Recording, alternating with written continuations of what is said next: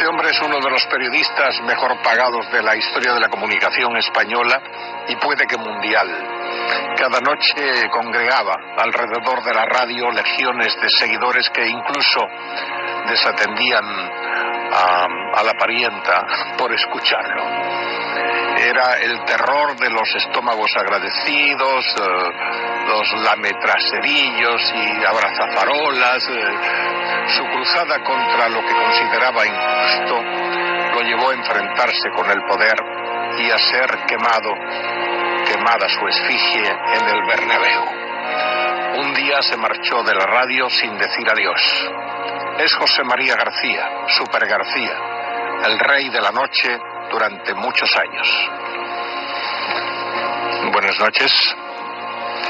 Buenas noches. ¿Por qué después de 35 años, 35 años en la radio, un día dijiste adiós y no te despediste de los oyentes? Ese día, que nunca se me olvidará, fue el 7 de abril de 2002. Decir en ese momento por qué me iba era hacerle un daño irreparable al Partido Popular, al PP, y un beneficio que no merecía al PSOE. Por eso decidí guardar silencio. Y decidí guardar silencio hasta hoy. ¿Y por qué hoy rompes ese silencio? Rompo ese silencio, por un lado, ya sabes que el halago debilita, y además en mi vida ni he halagado gratuitamente ni he hecho la pelota absolutamente a nadie.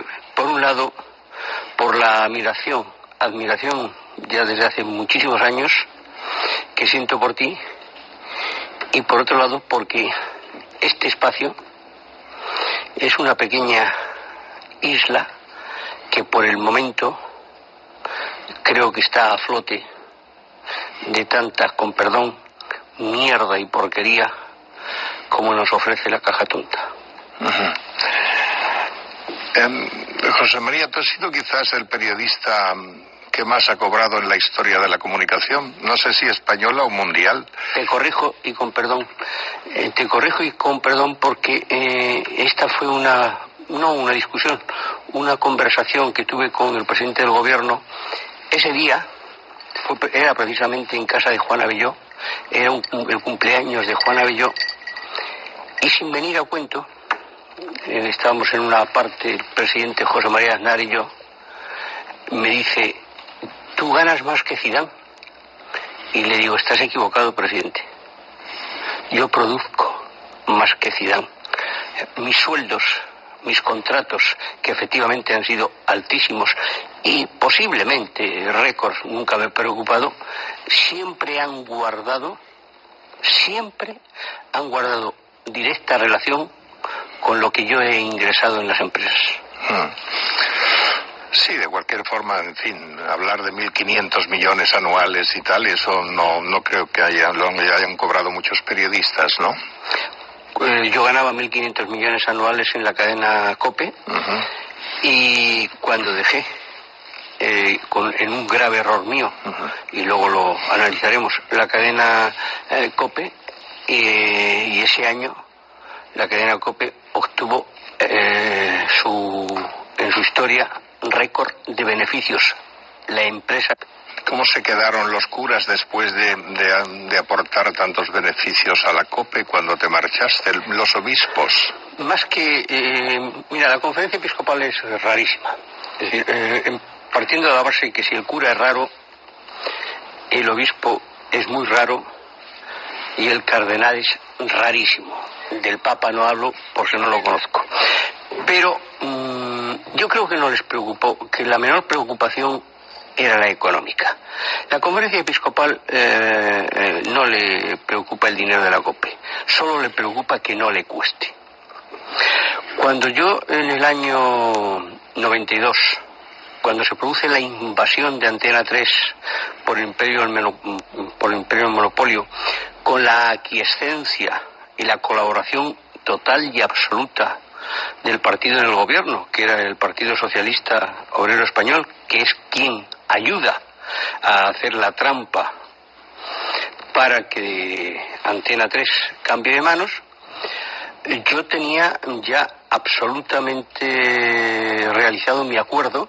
Yo no quería seguir, yo no quería trabajar, yo quiero ser un hombre libre y yo no quiero trabajar donde tocan una campanita y maricón el último. Perdón, José María. ¿A ti te encargaron montar por la derecha un imperio como el de Prisa? No, a mí no me encargó absolutamente nadie. Yo lo que pasa es que primero tuve un durísimo enfrentamiento con el Partido Popular, porque cuando el Partido Popular llega al poder, a los 20 o 30 días de estar en el poder, me llama Miguel Ángel Rodríguez, que era secretario de Estado para la Comunicación, y me dice en Moncloa que no podemos seguir contando con Antonio Herrero. Digo, ¿cómo? Que no. Digo, pero si no hay un periodista en este país que haya ayudado más al PP que Antonio Herrero, solo denunciando todo lo que ha denunciado. No, es que ahora nos está dando, digo, claro, porque lo único que tiene un periodista es su libertad, su crédito, es su pasaporte, y lo que hacéis mal, pues no puede seguir. Digo, pues átate bien los machos si tocas a Antonio Herrero, porque si tocas a Antonio Herrero nos vas a tocar a todos nosotros. Pasa posteriormente el tiempo y fíjate lo que son las cosas. Eso lo descubre y lo cuenta muy bien Federico Jiménez Los Santos en su libro. Un viernes noche, José María Aznar, presidente del gobierno, invita a cenar a Luis Herrero y a Federico Jiménez Los Santos. Y les pide, y también les dice lo mismo, que no se puede seguir contando con Antonio Herrero. Ese sábado, Antonio Herrero muere ahogado en Marbella. A mí me lo cuenta Luis, no se atrevía. A mí me lo cuenta Luis el sábado. Y yo me indigno. Y entonces hacemos un programa especial el lunes por la mañana, donde yo, que soy muy pasional, cometí muchos excesos. Le dije auténticas barbaridades al presidente del gobierno. Porque además yo pensé, si el viernes pide su cabeza y el sábado se muere, lo menos que puede hacer, aunque sea un presidente del gobierno, es estar aquí. Y no estuvo. ¿Pero Aznar se metía en los medios de comunicación? En la COPE no se metía, o quiero decir, no se metía. Lo que sí, supongo que se metería, o si se metía no lo sabíamos. A mí no me llegó ninguna orden de Aznar, y por supuesto que a Antonio no le llegó ninguna orden de Aznar, ni a Luis, porque no las iban a afectar. Pero lo que yo sí me di cuenta es que en la situación que estamos, tú tienes que tener una multimedia. Se vive de la publicidad. La publicidad es una tarta, pero una tarta limitada que cada vez está teniendo más comensales, y que la COPE estaba absolutamente sola. Yo era consejero de la COPE porque Antonio Herrero se había empeñado, no se fiaba de los curas, y dice, tenemos que tener un 5%, y Antonio tenía un 2%, yo un 2%, y Luis un 1%, y yo era el representante en el Consejo de Administración. Yo había acuñado aquella famosa frase: en aquella parte del río está el imperio del monopolio, que era el grupo Prisa-PSOE, y en esta parte estamos los demás, el ejército de Pancho Villa, porque el mundo va por su lado, Antena 3 va por el suyo, la COPE por el suyo, ABC por el suyo. Pero resulta que en un consejo de administración, que es lo que me da la clave para todo lo que viene después, en un consejo de administración estaban presentes don Nemesio Fernández Cuesta, como representante de prensa española, que tenía el 5% de la COPE, y don Alejandro Echevarría Alechu, que tenía el 5% del grupo Correo, que todavía no había comprado prensa española.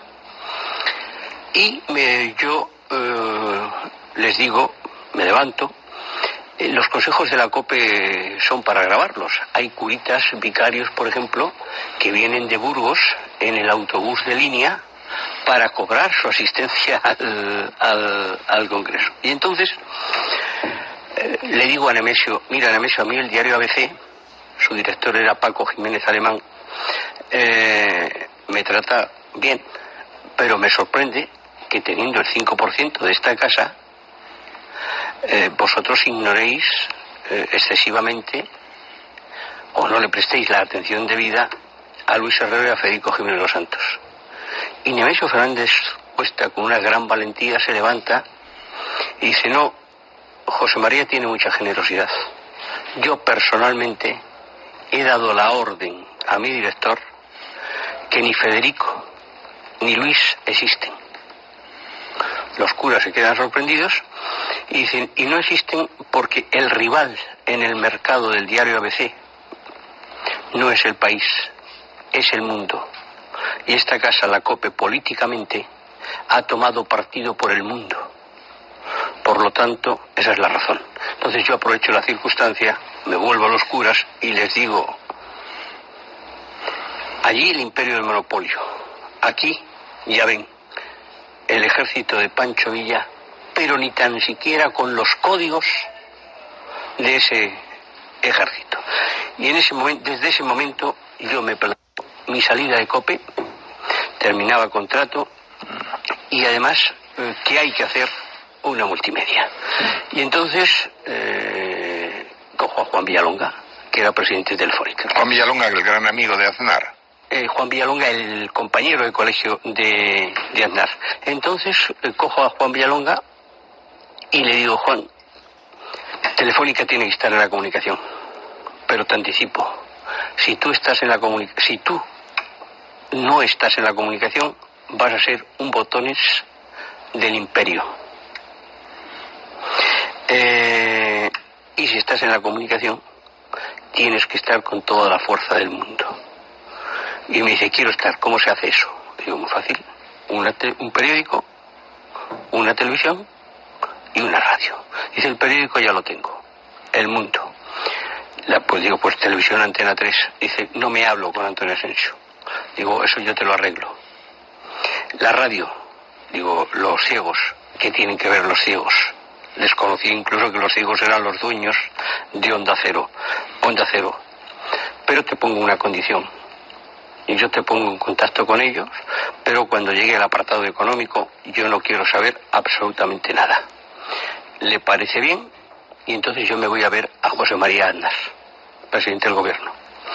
Y le digo, presidente, yo voy a dejar la COPE porque tenemos que hacer esto. Voy a montar todo esto, pero quiero que lo sepas como presidente del gobierno. Entonces me dice, a mí me parece muy bien. Adelante.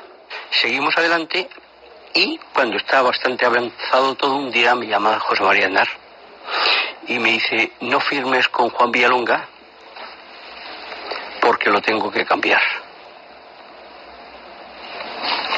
Se había producido el escándalo de la stock option y bueno, se había producido algo mucho más importante, creo que en todo eso, que era que Juan Villalonga había conocido a una chica mexicana y había dejado a su santa, y digo, no, si no firmo con Telefónica, yo voy a firmar.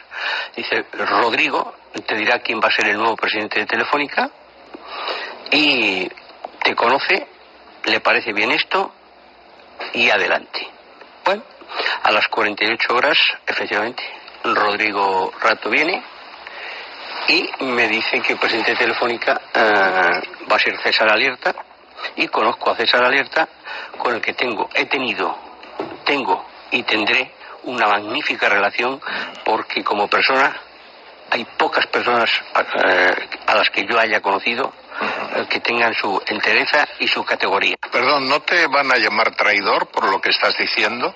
Es un problema, yo estoy contando la verdad, no sé quién me puede llamar traidor, ¿Quién crees tú que me puede llamar traidor? El señor Aznar, por ejemplo. No, el señor Aznar no me puede llamar traidor porque todavía no he dicho ni el 10% de lo que tengo que decir del señor Aznar. Hasta ahora todo son banalidades.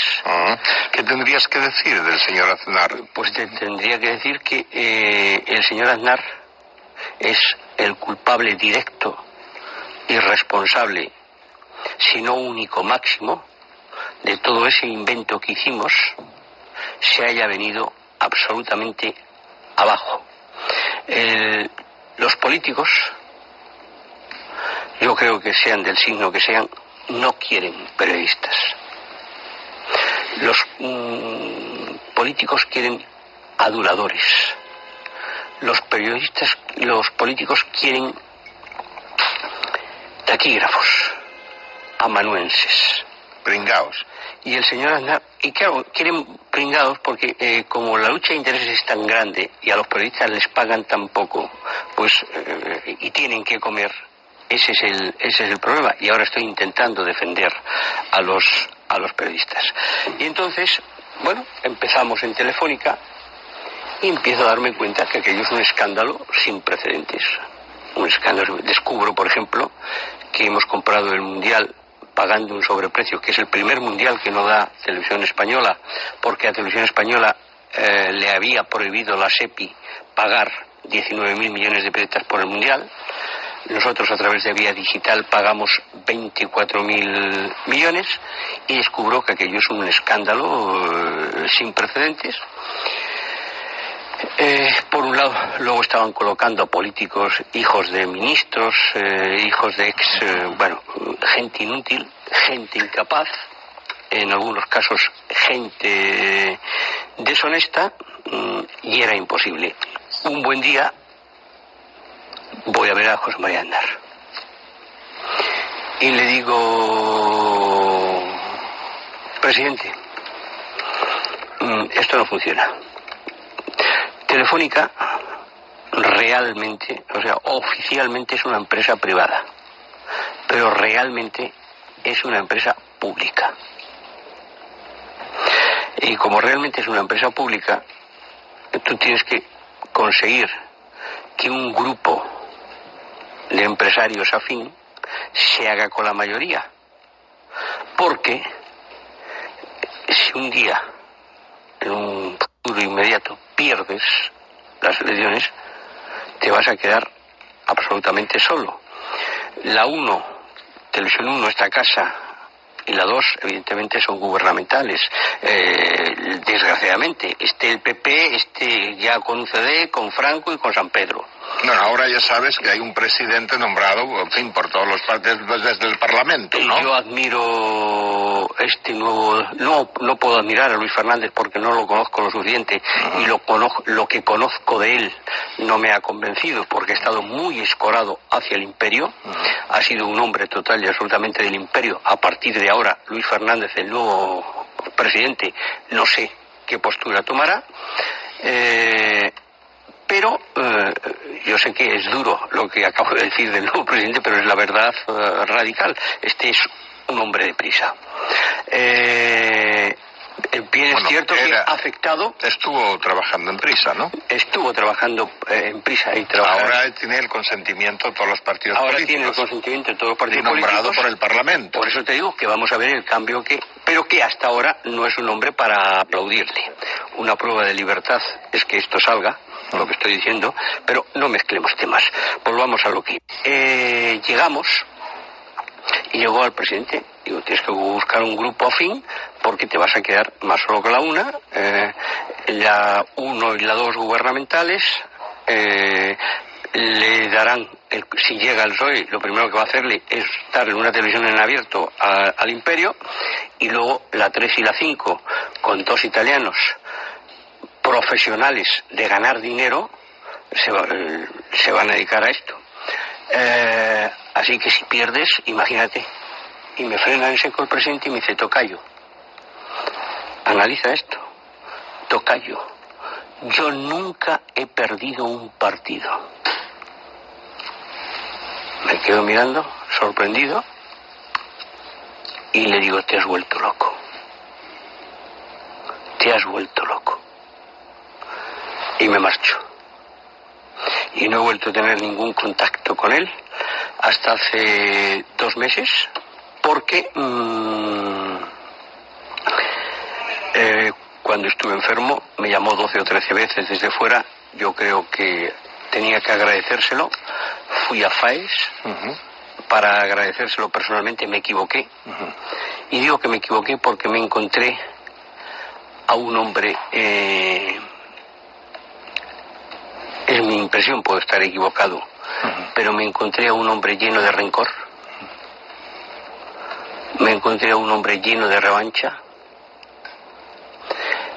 No era aquel hombre lúcido y fresco que llegó a Madrid para hacerse cargo del PP. Rencor, revancha y sin admitir la derrota. Pero no es eso lo peor.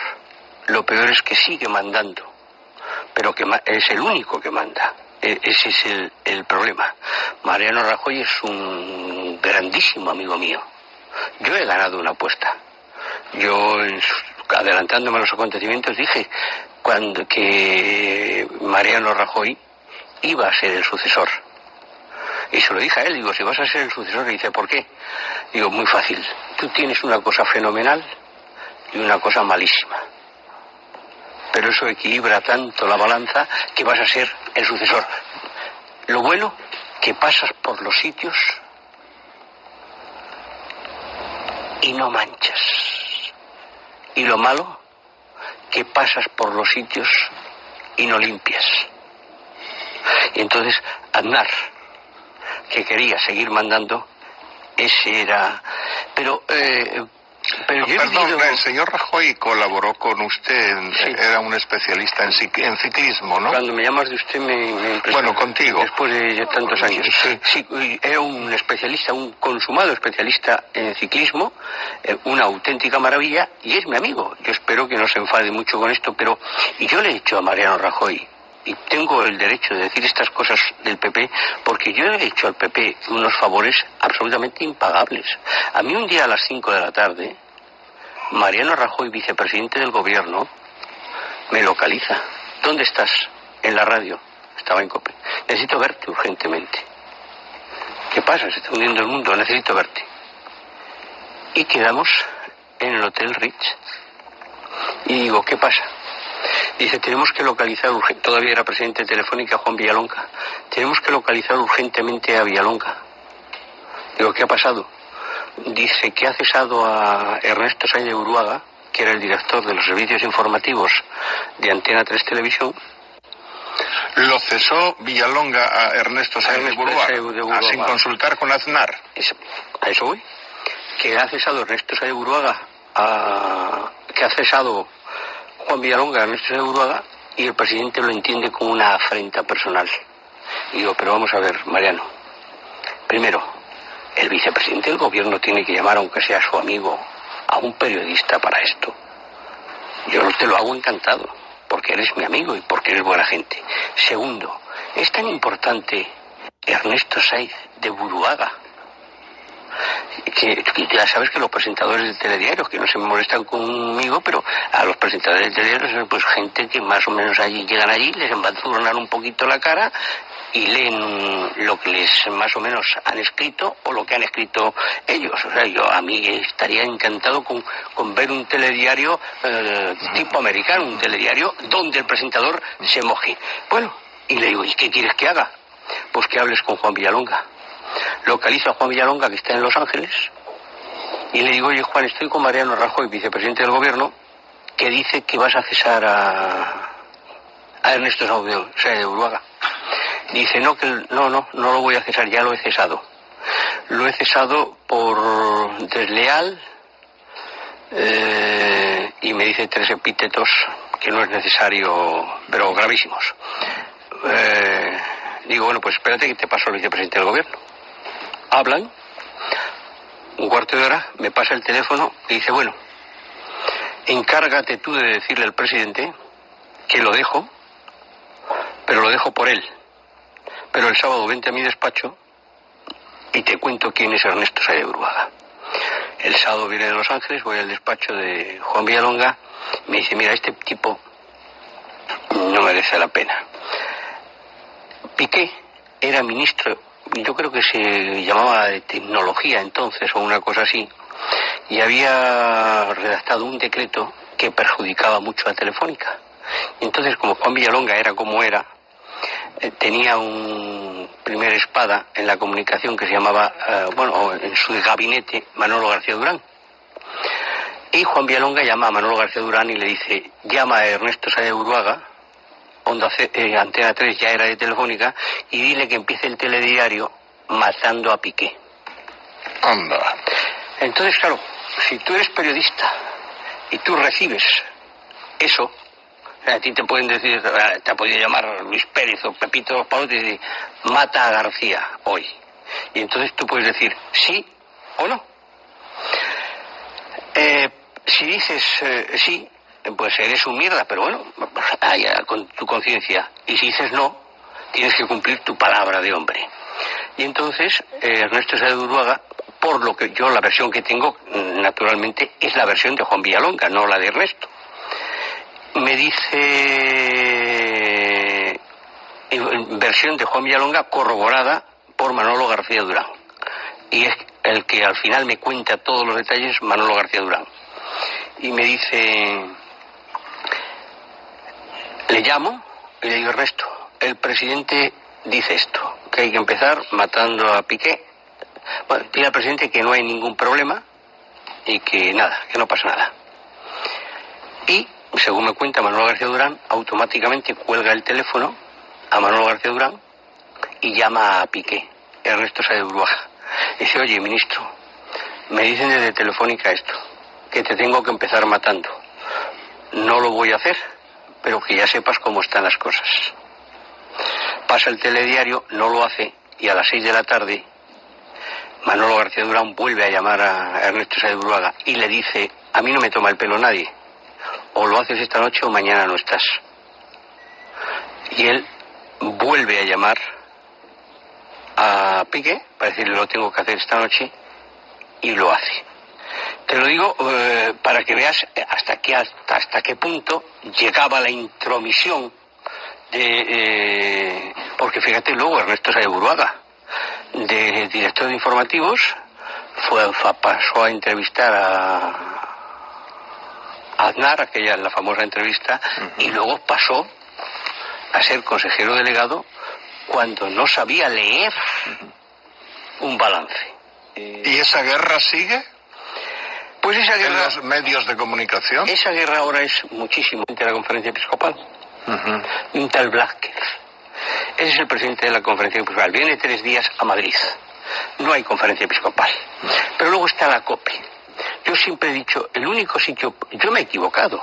Y cada uno tiene que ser responsable de su rol. Yo me equivoqué marchándome de la COPE, creyendo que ayudaba a este país un poco. Pero yo soy siempre he sido lo mismo. Me puedo equivocar o equivocar. Yo me gané muchísimos enemigos cuando hace muchísimos años había una sola televisión, que era la mejor televisión de España, porque no había otra, que era esta. Yo en un programa de Mercedes Milá aparecí y sin venir a cuento dije sí a la OTAN. ¿Por qué?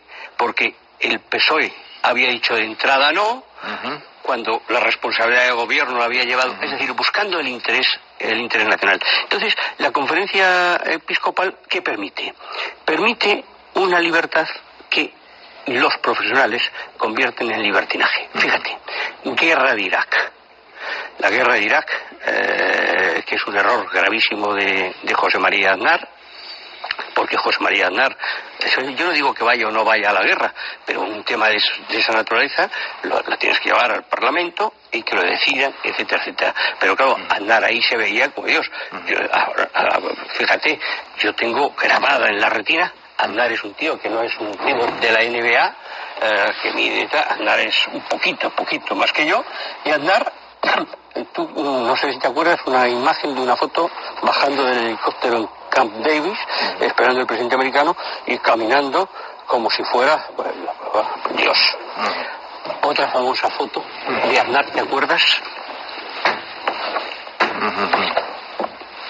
Con las cervezas y las Azores. Roma dice no a la guerra.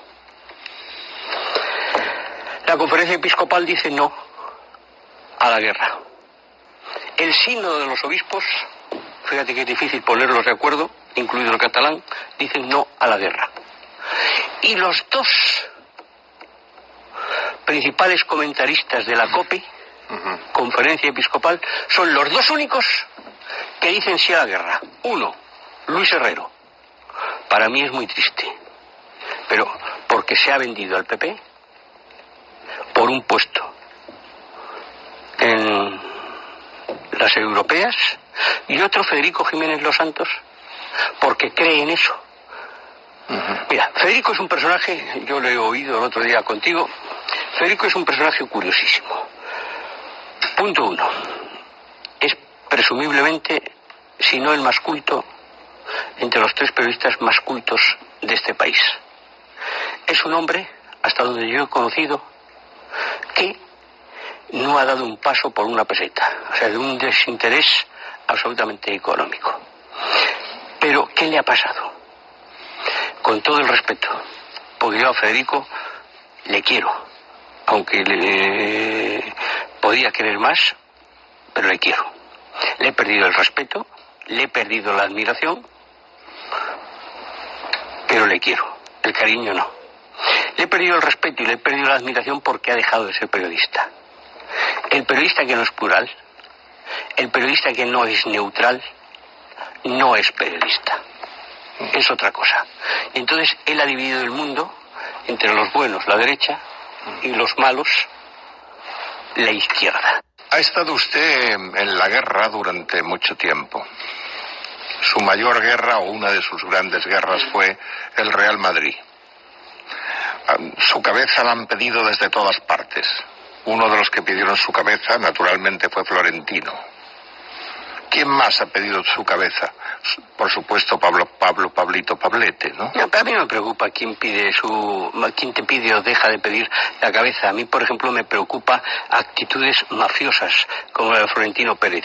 Florentino Pérez y Jorge Valdano son los hombres que han destrozado a este Real Madrid. Este presidente actual, que tiene su parte de culpa, es mínima. Al Real Madrid lo destroza Florentino Pérez y José María Aznar. ¿Tú te sientes un hombre honrado? Yo creo que soy un hombre honrado, aunque la honradez es algo que no se puede medir. Incorruptible. La única persona que me intentó comprar, ¿quién? Es hace poco, fue un curioso personaje, Manolo García Durán, aquel famoso de Telefónica. Florentino me estaba persiguiendo por activa y por pasiva para que comiera con él, y yo le decía que no quería comer, y entonces interviene Eduardo Zaplana, que era su amigo, y me dice si puedo comer. Digo no, tomar café sí, y vamos al Hotel Villamagna, y delante de Eduardo Zaplana dice, hombre, 2 amigos míos como Florentino y tú tenéis que llevar bien. Digo no, porque este es un sujeto que no merece la pena, este es un tramposo que juega con las cartas marcadas, es una persona no apta para la sociedad. Cualquier ciudadano normal coge una botella y te da con ella en la cabeza. Florentino se lo tragó todo. Y a los 3 días me llama y me dice, era el día de, me parece, Nochebuena, si podemos cenar. Y yo me ablandé un poco, dije que sí. Y fuimos a Zalacaín a cenar, y se invitó también Manolo García Durán. Y Manolo García Durán, que era el que estaba en Telefónica antes, se sienta y me dice, quiero que sepas que yo antes trabajaba gratis para Florentino, ahora cobro. Digo, bueno, a mí me parece muy bien. Entonces empezamos a hablar de las torres, empiezo a rebatir por qué, empezamos a hablar del contrato de Figo, cómo el Real Madrid le quita a Figo al Barcelona a través de un escándalo de Caja Madrid y de un tipo impresentable como es su presidente Miguel Blesa. Pero el contrato de Figo lo avala Florentino Pérez, el de Figo y el de Zidane, ¿no? Con su dinero, ¿no? Florentino Pérez con su dinero no avala absolutamente nada. El contrato de Figo lo avala Caja Madrid, creando una empresa fantasma con un capital social de 500.000 pesetas para dar al día siguiente 12.000 millones. Es decir, eso con la presidencia de un impresentable Miguel Blesa, que había recibido las instituciones pertinentes. Y entonces, bueno, voy atajando todo esto, y en un momento determinado Miguel García Durán con el señor Pérez a la oficina me dice, bueno, ¿y cuánto cuesta que mires para otro lado. ¿Y? Me levanté, le dije a Blas, que es el maître eterno de ese imperio que se llama Zalacaín, mándame la factura a la oficina y adiós. Es la única vez que han intentado comprarte. Sí. Y aterrorizarte.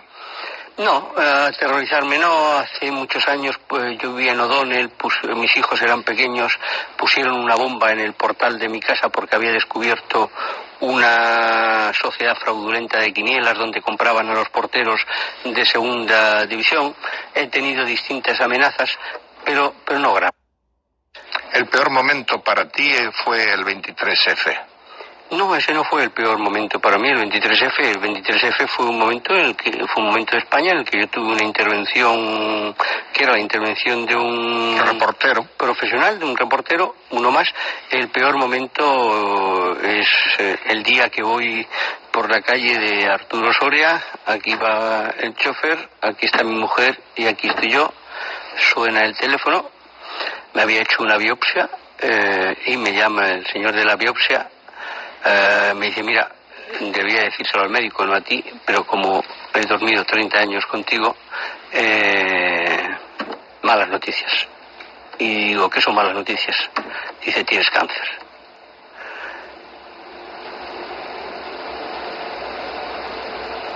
Te quedas así. Coge el teléfono de mi mujer, ella se pone a llorar, y tardo unos segundos en reaccionar y digo, hay que empezar a luchar.